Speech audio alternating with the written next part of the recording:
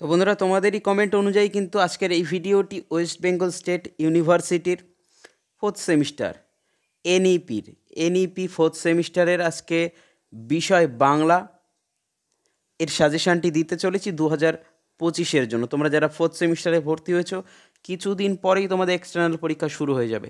আবার বলছি, খুব সতর্ক থাকো, কিছুদিন পরেই তোমাদের এক্সটার্নাল পরীক্ষা শুরু হয়ে যাবে, প্রস্তুত থাকবে। তার আজকের মাইনর পেপার টাইটেল আছে, দেখে নাও, বাংলা কল্পকাহিনী বা কল্পবিজ্ঞান ও গোয়েন্দা কাহিনী। বাংলা কল্পবিজ্ঞান ও গোয়েন্দা কাহিনী, এই পেপার টাইটেলের উপরেই কিন্তু তোমাদের কোশ্চেন হবে। প্রথমে রাখবো তোমাদের রচনাধর্মী প্রশ্নবলী, যেটার মান থাকবে 10 করে। 4টে একক থাকে, 4 10 40 নম্বর। প্রত্যেকটি একক থেকে একটি প্রশ্ন লিখতেই হবে। তো এখানে তোমাদের প্রথম প্রশ্ন শুরু করব, দেখো, একক 1 থেকে। যে প্রশ্নগুলো দিয়েছি হয়তো মনে হতে পারে একটু বেশি প্রশ্ন, কিন্তু বাংলায় একটু পড়তে হয় বেশি। তো প্রথম প্রশ্নটা তোমাদের সামনে। প্রথম প্রশ্ন আছে, দেখো, সজারুর কাঁটা উপন্যাসে দীপা চরিত্রটি আপাত দৃষ্টিতে স্বার্থপর বলে মনে হলেও শেষ পর্যন্ত তার উত্তরণ ঘটেছে, বিষয়টি আলোচনা করো। এরই অথবাতে আছে, দেখো, সজারুর কাঁটা উপন্যাসটিতে দেবাশিস চরিত্রের বিশেষত্ব আলোচনা করো। পরের প্রশ্ন আছে, দেখো, গোয়েন্দা কাহিনী হিসাবে সজারু কাঁটা উপন্যাসটির বিশেষত্ব নিরূপণ করো। এর অথবাতে আছে, প্রতিহিংসায় জর্জরিত হয়ে মানুষ কতটা হিংস্র ও ভয়ঙ্কর হয়ে উঠেছে সজারুর কাঁটা উপন্যাসে কাহিনী অনুসরণ করে দেখাও।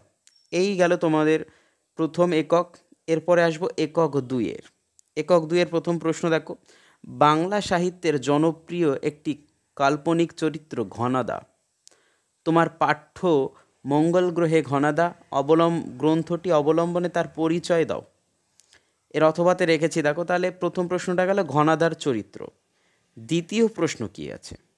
আচ্ছা, দেখো, ঘনাদাকে শিক্ষা দেওয়ার জন্য ফন্দি এঁটেছিল, অতঃপর কি কাণ্ড হয়েছিল লেখো বা আলোচনা করো।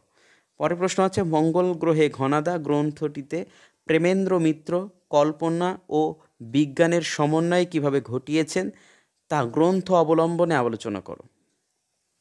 দেখব এর অথবা প্রশ্নটি, মঙ্গল গ্রহে ঘনাদা উপন্যাসে মঙ্গল গ্রহের যে বর্ণনা ফুটে উঠেছে তা তোমার নিজের ভাষায় লেখো।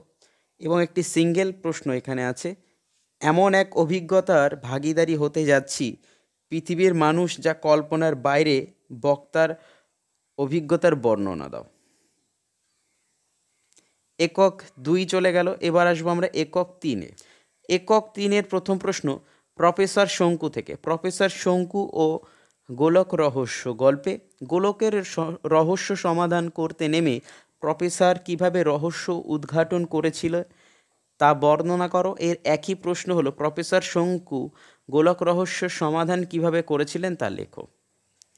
অথবার প্রশ্নে দেখো, প্রফেসর শঙ্কু বোমযাত্রীর ডায়েরির মধ্যে নিজের বিজ্ঞান চর্চা আর অভিযানের কথা লিখেছেন। অভিযানের সূত্র ধরে সাধনমগ্ন অথচ সামান্য খ্যাপাটে বাঙালি বিজ্ঞানীটির পরিচয় লিপিবদ্ধ করো বা লেখো।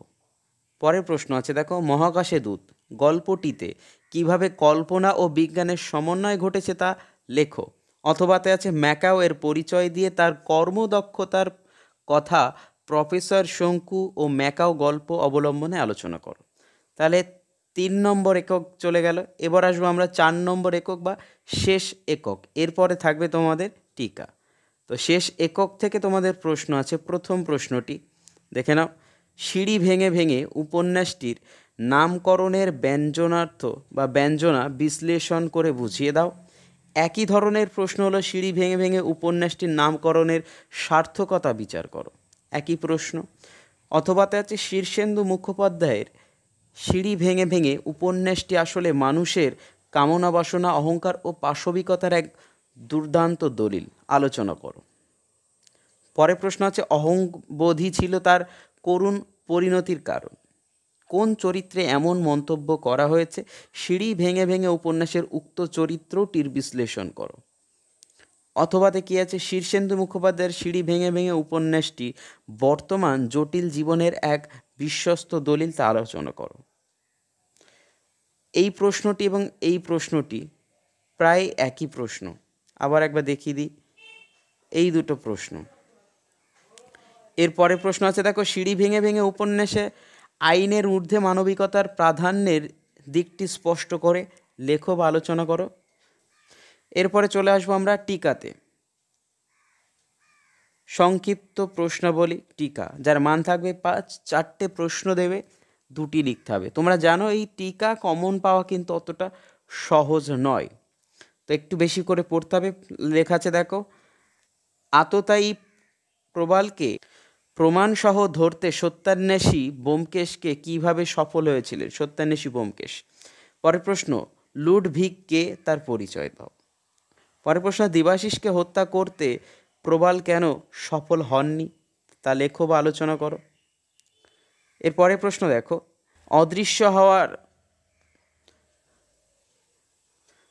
অদৃশ্য হওয়ার ওষুধ তৈরিতে প্রফেসর শঙ্কু কি কি উপকরণ ব্যবহার করেছিলেন? এগুলি ব্যবহারের কথা তিনি কাকে জানিয়েছিলেন? পরের প্রশ্নটি আছে দেখো, ঘটনাটি ঘটল প্রথম দিনে কি ঘটনা ঘটেছিল তা সংক্ষেপে লেখো। প্রশ্ন, ওরা শুধু আমার হুকুম তামিল করে চলে গেছে। বক্তা কে? কার কোন হুকুম তামিল করে চলে গেছে? এর পরিণতি কি হয়েছিল তা লেখো। এবং বাসুদেবের মৃত্যু ঘটনাটি সংক্ষেপে লেখো। পরের প্রশ্ন, মরুভূমির মধ্যে আমাদের হারিয়ে যাওয়া যে ভবিষ্যতের একটা আভাস, তাই বা কেমন করে বুঝবো? প্রসঙ্গ উল্লেখ করে তার তাৎপর্য উল্লেখ করো।